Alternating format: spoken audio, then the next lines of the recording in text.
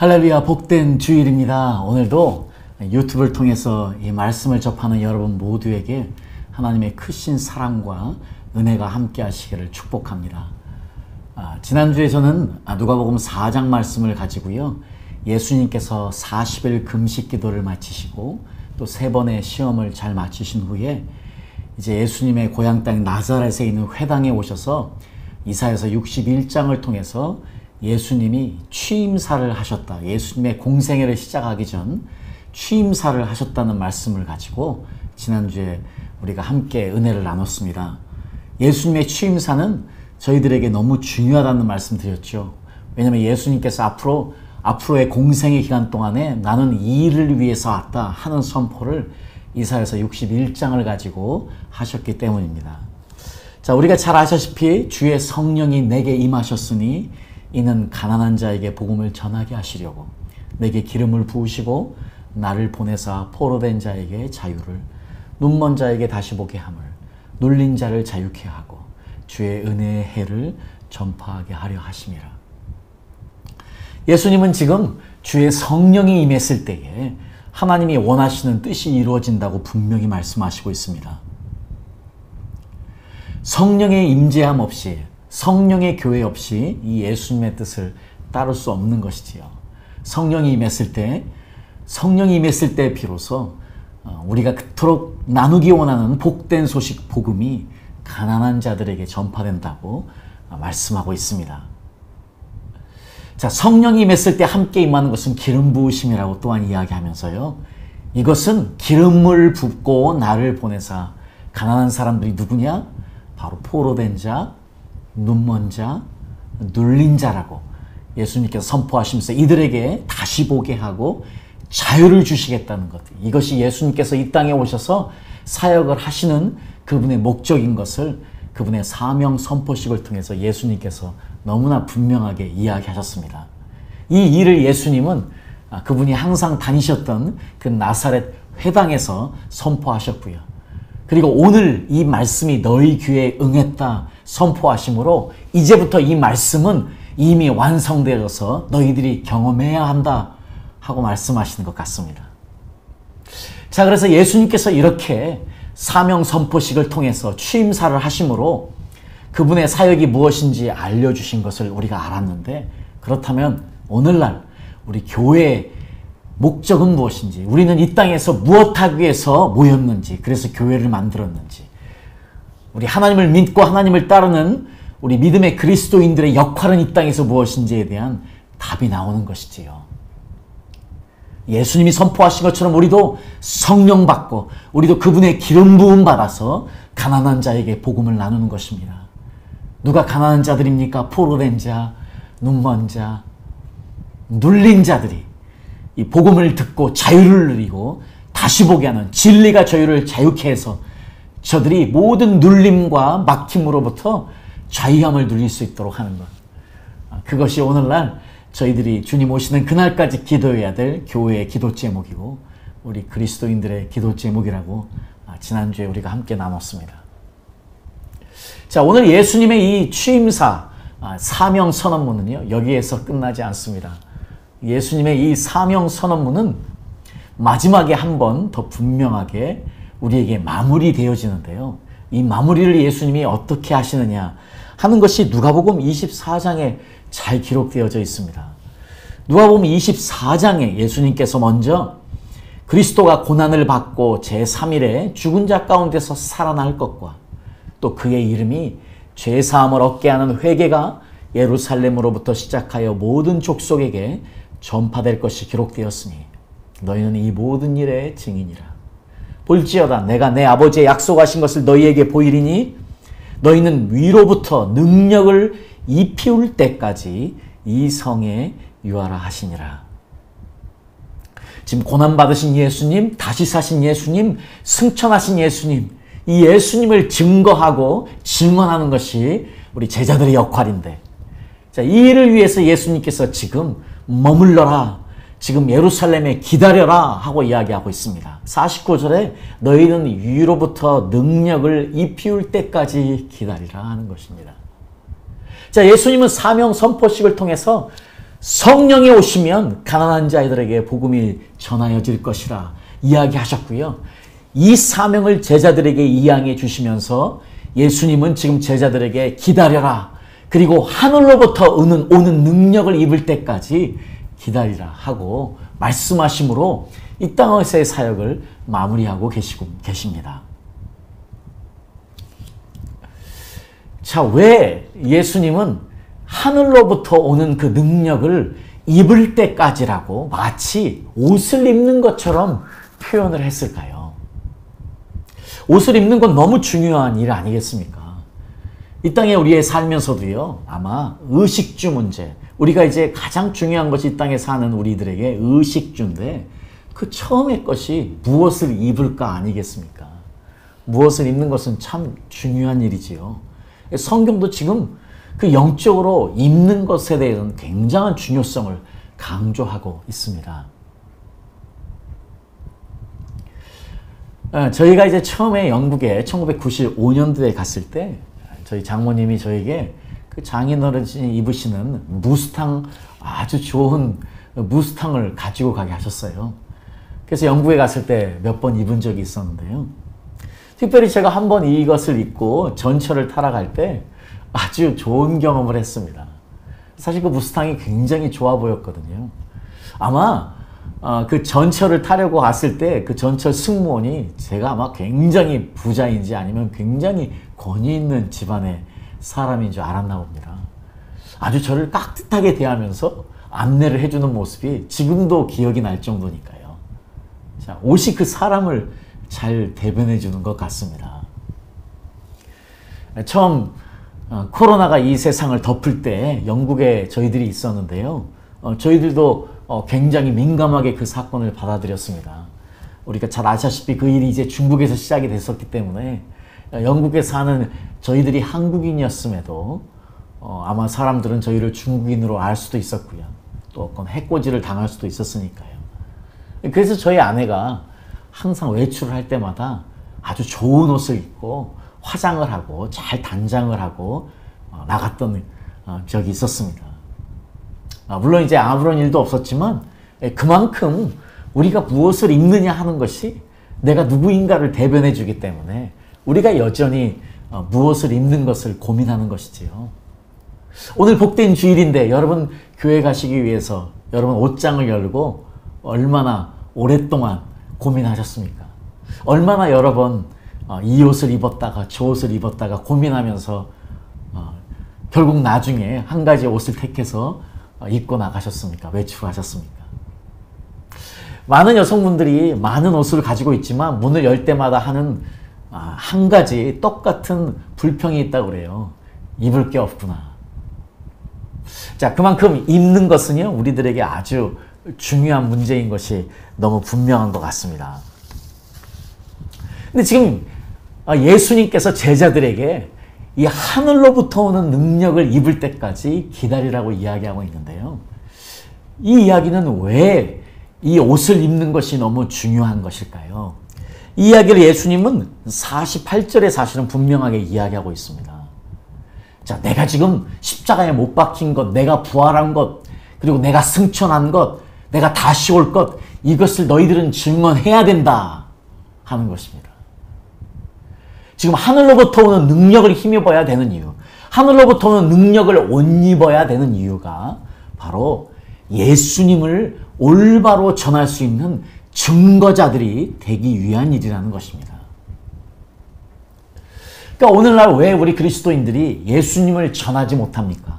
왜 우리 교회가 복음을 전하지 못하는 교회가 되었습니까? 아마 그것은 분명한 것 같습니다. 우리가 죽은 교회가 되면, 성령 없는 교회가 되면, 하늘로부터 내려오는 권세를 누리지 못하면, 옷 입지 못하면 그 교회는 복음을 전할 수 없습니다. 그런 그리스도인들은, 성령 없는 그리스도인들은 복음을 전할 수 없는 것이지요. 지금 한국교회가 많은 어려움이 있지만, 그리고 많은 숫자가 줄었음을 우리가 느끼고 있지만, 자, 그렇습니다. 성령의 역사는 어제나 오늘이나 동일한 것 아니겠습니까? 아무리 시대의 상황이 어렵고 사회의 상황이 어렵다 할지라도, 교회가 지금 처한 환경이 어렵다 할지라도요, 성령의 역사는 우리를 멈추지 않게 합니다. 복음을 전하고 복음을 나누는 일을 멈추지 못하게 합니다. 그것이 성령이 하는 일 아니겠습니까?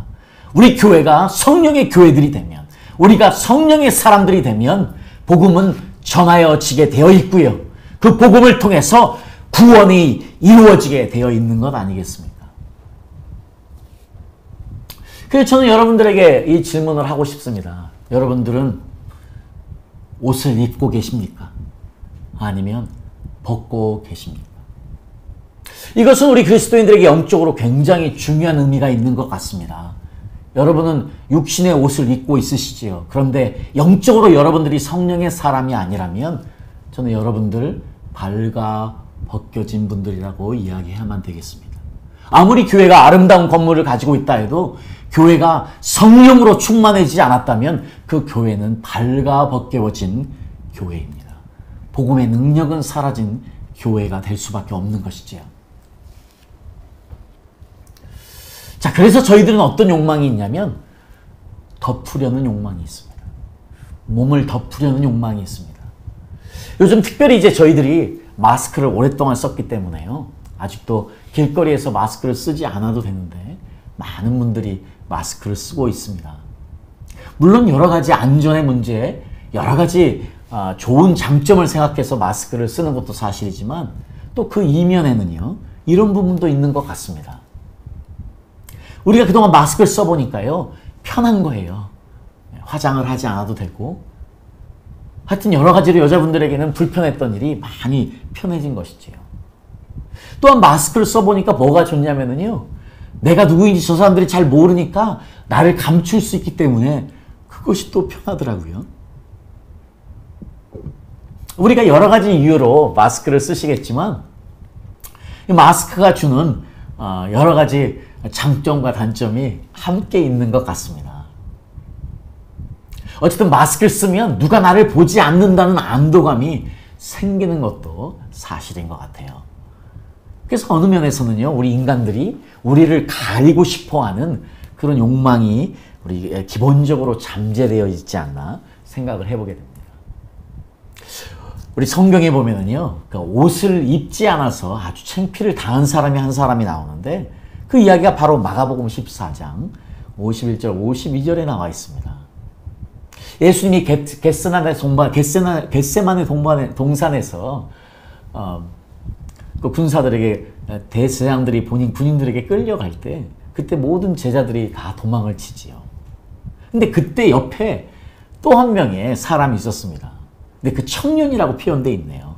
그 청년은 몸에 이불을 두르고 있었는데, 자, 예수를 따라오다 무리가 잡히니까 무리에게 잡혔대요, 이 사람이요. 그랬더니 혼 이불을 벗어버리고 벗은 몸으로 알몸으로 도망갔다고 우리 마가복음 14장이 이야기하고 있습니다. 사실은요, 이 마가복음의 저자인 마가 요한이 바로 그 청년인 것이지요. 마가 요한이 와서 너무 무서워서 자기를 덮고 있던 이불을 벗어버리고 알몸으로 도망친 사건을 마가는 부족하고 불쌍한 자신의 모습을 이렇게 표현해 놓고 있습니다. 어쨌든요, 복음의 능력은요, 복음을 전하는 능력은 하늘로부터 내려오는 성령을 받아야만 합니다. 이 마가 요한을 생각하면은요, 저희가 이 마가 요한의 어머니를 생각하지 않을 수 없습니다. 제가 한번 시간이 되면 마가 요한에 대한 설교를 한번 할 기회가 있으리라고 있는데요, 마가 요한은 오늘 이 자리에 이 표현, 마가복음의 표현처럼 이렇게 아무 믿음이 없는 사람이었어요. 그리고 나중에 또 사도 바울과도 함께 전대형을 갔었는데 너무 자세가 되어 있지 않아서 사도 바울과 바나바가 아주 대판 싸우게 됐죠. 사도 바울은 절대 이 마가 요한을 데려갈 수 없다고 하고요. 자, 그런데 무엇이 마가 요한을, 이 마가복음을 지켜야 하고, 또 나중에는 사도 요한이 아주 마가를 그리워해서 마가를 빨리 보내달라고 요청하는 디모데 후서의 말씀을 우리가 또 보게 됩니다. 자, 무엇이 이렇게 만들었을까요? 저는 감히 이 마가 요한의 어머니 마리아의 열심이 있지 않았나 생각합니다. 이 마가 요한의 어머니였던 이 마리아는요, 정말로 훌륭한 여인이었던 것 같습니다. 예수님을 위해서도, 예수님의 제자들을 위해서도요, 기꺼이 예루살렘에서 아주 많은 일을 했던 여인이었는데, 이 마가 요한의 어머니의 역할이 아주 컸던 것 같습니다. 자, 그럼에도 불구하고 여기에서는 불쌍한 예수님을 도망가버린, 알몸으로 도망가버린 마가 요한이에요. 성령 없이는요, 이럴 수밖에 없는 것입니다. 자, 예수님께서 지금 너희가 내 증인이 되려면 하늘로부터 내려오는 파워, 능력을 옷 입어라 이야기하고 있습니다. 이 옷을, 성령의 충만함을, 이 능력을 우리가 받지 못하면 우리는 절대 예수님을 증거하고 자랑할 수 없습니다. 예수님을 부끄러워하고 이 마가 요한처럼 알몸으로 도망쳐버리는 것이 우리의 모습일 수밖에 없지요. 여러분, 우리는 지금 알몸으로 있는 상태입니까? 아니면 이 성령의 능력의 옷을 입고 있는 상태입니까? 우리는 지금 복음을 기꺼이 전하려고 하고 있습니까? 우리는 지금 어떠한 모습으로 이 자리에 서 있습니까?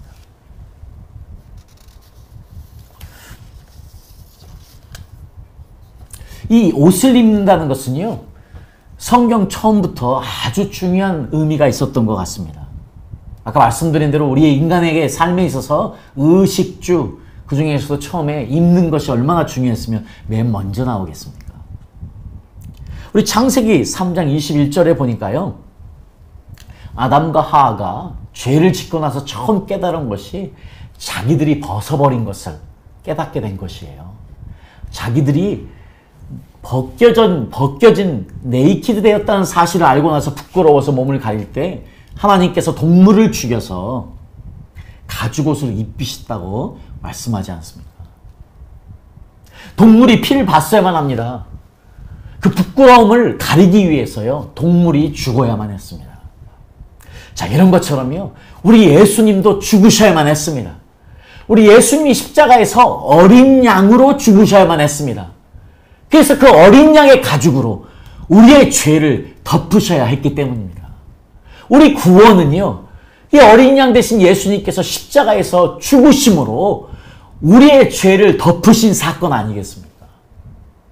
하나님 아버지는 그 어린 양의 가죽으로 우리의 죄를 덮으시고 우리의 허물을 덮으시고 우리를 안아주시는 사건, 그것이 구원의 사건인 것이지요. 자, 그래서 처음부터 이 옷을 입는 것은 너무 중요한 일이었고요. 이 레위기서 8장에 보니까 우리 아론과 아론의 아들들이요, 기름 부음 받은 옷을 입어서 거룩하게 되었다는 표현도 나오고요. 우리 누가복음 1장에 보면은요, 우리 예수님을 잉태했던 마리아의 이야기가 나오는데, 그 마리아가 어떤 옷을 입었냐면 이런 옷을 입었답니다. 천사가 대답하여 가로되 성령이 내게 임하시고, 성령이 임하셨으니까요, 성령이 임하면 어떤 일이 있느냐? 지극히 높으신 이의 능력이 너를 덮으시리니. 자, 성령이 임하니까요, 그분의 능력이 우리를 덮는답니다. 우리는 그분의 능력으로 덧입음을, 옷 입음을 받는답니다, 여러분. 그래서 우리가 이제 옷을 입는다는 것, 하늘로부터 온 능력의 옷을 입는, 권능의 옷을 입는다는 것이 얼마나 중요한지 알았지 않습니까? 자, 성경은 계속해서 몇 가지로 더 어떤 옷을 우리가 입어야 되는지를 설명해 주고 있는데요. 먼저는 이사야서 61장 말씀에 이야기하고 있어요.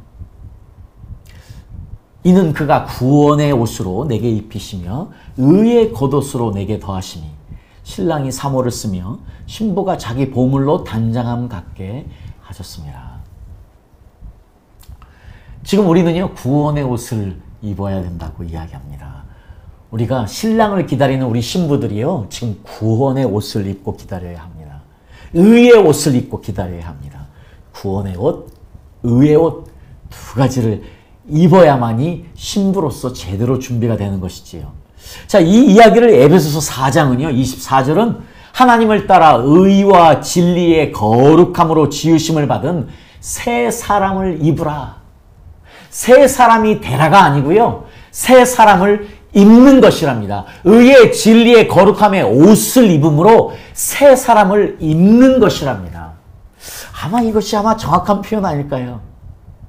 우리가 변하지 않지요. 자, 우리 죄인된 우리가 변하지 않지요. 의롭다 여김을 받는 것이지요. 우리가 그분의 의와 진리의 거룩함의 옷을 입게 되면, 성령이 임해서 우리에게 그 권능의 옷이 입혀지면 우리가 새 사람으로 옷을 입게 되는 것이라는 것이 더 정확한 표현인 것이지요. 자, 성경은 여기에서 그치지 않고요, 우리들에게 이런 옷을 입으라고 권면합니다. 로마서 13절에 사도 바울은 이야기합니다.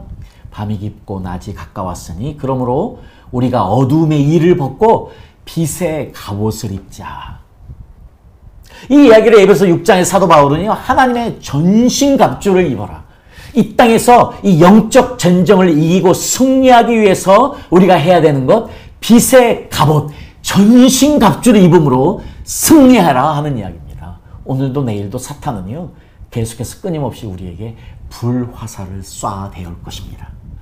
이 세상의 많은 것들을 통해서요, 이 세상에서 우리가 듣는 그 모든 아이디어들, 이 세상에서 우리가 듣는 음악들, 이 세상에서 우리가 보는 그 드라마들, 이 세상에서 우리가 보는 그 듣고 보고 듣는 뉴스들, 우리가 읽는 책들, 우리가 받은 교육들, 우리가 영향받는 문화들, 우리가 만나는 사람들, 우리가 보는 그 많은 식당들과 우리가 가는 상점들, 우리는 그 모든 보는 것들로 영향을 받고 있는데, 그 모든 것들이 우리에게 마치 불화살처럼 우리를 공격하고 있습니다. 우리는 어떻게 이 세상을 이겨낼 수 있습니까? 빛의 갑옷을 입는 겁니다. 전신갑주를 입는 자만이, 성령의 전신갑주를 입는 자만이 승리할 수 있는 것이지요. 자, 이 이야기를 갈라디아 3장 27절은요, 이렇게 더 분명하게 한마디로 결론을 짓고 있는데요. 무엇이냐? 누구든지 그리스도와 합하여 세례를 받은 자는, 누구든지 그리스도 안에 있는 자는, 누구든지 그리스도와 함께 있는 사람은 그리스도로 옷 입었느니라. 자, 우리가 그리스도로 옷 입는답니다. 우리가 예수님을 영접한 그날부터요, 우리는 예수님의 옷을 입고 있는 거예요. 예수님으로 옷 입은 것이 우리들입니다. 예수님의 옷을 입는 것이 이렇게 중요한 것이죠. 성령님은요, 우리에게 의의 옷을 입히시고, 진리의 옷을, 거룩의 옷을 입히시고, 전신갑주를 입히시고, 성령님은 우리에게 그리스도의 옷을 입히시는 분이신 것입니다. 우리에게 필요한 것은 이것입니다. 여러분들은 지금 이 예수님의 옷을 입고 계십니까? 성령님을 통해서요? 성령 충만함으로요? 우리가 매일마다 교회 나오는 이유, 우리가 매 주일마다 예배 드리는 이유, 우리 수요일마다 예배 드리는 이유, 우리 금요일 철야 예배 기도를 나오는 이유, 우리가 새벽 기도를 나오는 이유 무엇입니까? 우리가 성령을 통해서 예수 그리스도의 옷을 입는 것이지요. 우리가 이런 예수님의 옷을 매일매일 입지 않으면 우리는 이 세상에서 오는 그 어둠의 세력으로 인해서 어떤 옷을 입느냐? 어둠의 옷을 입게 됩니다. 사실은 이 이야기를요, 로마서 13장 12절, 14절이 너무나 분명하게 이야기하면서 우리에게 어둠의 행위를 벗어버려라 합니다. 자, 어둠의 옷을 벗어라 먼저 이야기합니다. 이 어둠의 옷이 무엇입니까? 방탕함의 옷, 술 취함의 옷, 음란의 옷, 호색의 옷, 다툼의 옷, 시기의 옷, 정욕의 옷을, 이 옷을 벗어버리고 그리스도의 옷을 입으라고 13절, 14절이 로마서에서 이야기하고 있습니다. 이 땅에서 우리가 성령의 옷을 입어야 되는, 성령의 충만함을 입는 것, 하늘로부터 능력을 입는 것, 그것이 바로 예수 그리스도를 입는 일 아니겠습니까? 예수 그리스도로 옷을 입을 때에만이 이 땅에 오는 모든 그 더러운 어둠의 옷을 우리가 벗어 던질 수 있는 것이지요. 벗어 던지고 의의 옷을 입을 수 있는 것이지요. 진리의 거룩의 옷을 입을 수 있는 것이지요. 전신갑주의 빛의 갑옷을 입을 수 있는 것이지요. 우리 그리스도인들에게 옷을 입는 것은 너무나 중요한 일인 것을 우리가 알았습니다. 여러분, 이제 기도 가운데 성령의 옷, 의의 옷, 거룩의 옷, 빛의 갑옷, 전신갑주를 입는 것, 예수님을 입는 것, 이것을 우리가 구체적으로 기도하면서 온 입힘을 경험해야만 되겠습니다.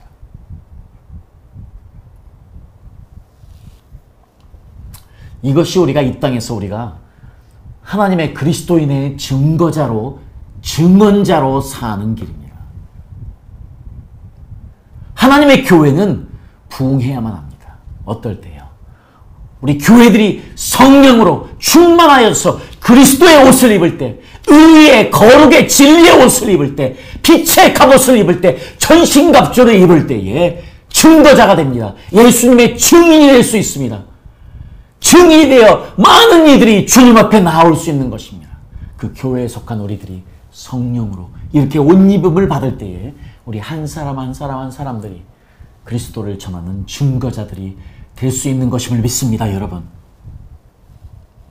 이것은 또한 우리를 준비시키는, 주님이 오시는 그날까지 우리를 준비시키는 가장 능력 있는 방법입니다. 이 이야기를요, 요한계시록은 이렇게 결론적으로 우리에게 이야기해 주고 있습니다. 요한계시록 3장 5절에 보니까요, 지금 4대 교회에 대한 이야기를 하면서 이렇게 이야기합니다. 이기는 자는 이와 같이 흰 옷을 입을 것이요. 이 세상을 이기는 자요. 성령 충만하여 지금 하늘로부터 오는 능력을 힘입어 예수 그리스도의 옷을 입은 자들은, 이분들은요, 이 세상을 이기는 자들입니다. 바로 이분들이 흰 옷을 입은 자들입니다. 예수님의 신부들은 흰 옷을 입은 사람들입니다. 이 흰 옷은요, 더러워질 수도 있다는 이야기를요, 요한계시록 22장 14절이 합니다. 나는 알파와 오메가요, 처음과 나중이요, 시작과 끝이라. 그 두루마기를 빠는 자들은 복이 있으니 이는 저희가 생명나무에 나아가며 문들을 통하여 성에 들어갈 권세를 얻으려 함이로다. 자, 이 흰옷 입은 예수님의 신부들이요, 더럽혀질 수도 있다는, 옷이 더럽혀질 수 있다는 것이에요. 근데 무엇을 지금 강조하고 있습니까? 22장에 두루마기를 빠는 자들, 옷을 깨끗하고 정결하게 하얗게 만드는 것, 이것이 너무 필요하지 않겠습니까? 이래서 우리는 예배 열심히 해야만 합니다. 이래서 우리는 말씀을 읽는데 열심히 해야만 합니다. 이래서 우리는 기도하는데 열심히 해야만 합니다. 기도를 통해서, 예배를 통해서, 말씀을 통해서 우리는요, 우리의 옷을 흰 옷으로 만들 수 있기 때문입니다. 정결해질 수 있기 때문입니다. 거룩해질 수 있기 때문입니다. 여러분, 다시 한번 하늘로부터 내려오는 그 능력을 받아서 예수님으로 옷 입어서 우리 모두 예수 그리스도를 전하는 능력의 증언자들이 되기를 예수 그리스도의 이름으로 축복합니다.